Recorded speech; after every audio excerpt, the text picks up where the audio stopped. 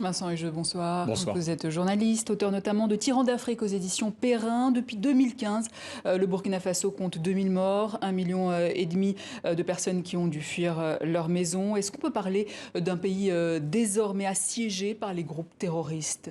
Infiniment fragilisé. Ajoutons un autre chiffre. Vous avez dans la moitié nord du pays environ 2000 à 2500 écoles qui sont fermées.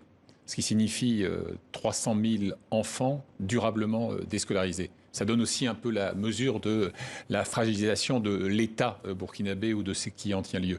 De plus, un nouveau front s'est ouvert. Oui. Jusqu'alors, le péril semblait venir essentiellement du nord et de l'est.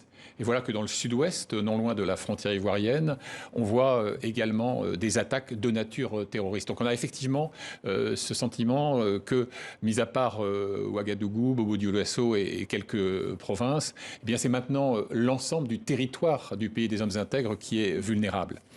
Dans le sujet, on l'a vu, qui sont nombreux à accuser la France d'être incapable d'éradiquer les djihadistes, mais l'armée burkinabé est tout aussi critiquée. Ces solutions militaires ne suffisent pas, visiblement. On le sait maintenant depuis des années, dans aucune portion de l'ère sahélienne, il n'y a un remède qui serait strictement militaire.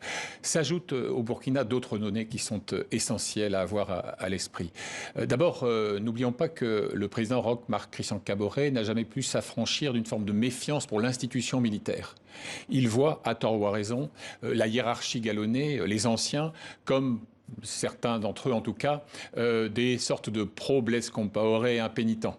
Il y a donc une sorte de méfiance. De plus, s'ajoute à ça un phénomène de fracture quasiment générationnelle entre précisément les anciens hauts gradés et de jeunes officiers qui regardent parfois de manière ambiguë les aventures militaires survenues récemment des pays comme le Mali ou la Guinée-Conakry.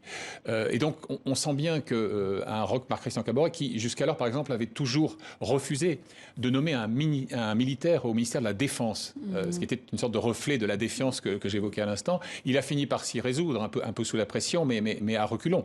Un temps, c'est lui qui détenait le portefeuille de la Défense.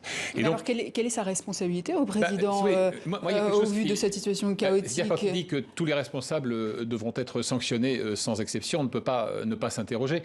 Je relisais tout à l'heure un entretien qu'il a accordé au magazine Jeune Afrique peu après la tragédie d'Inata. Je vous cite juste quelques extraits.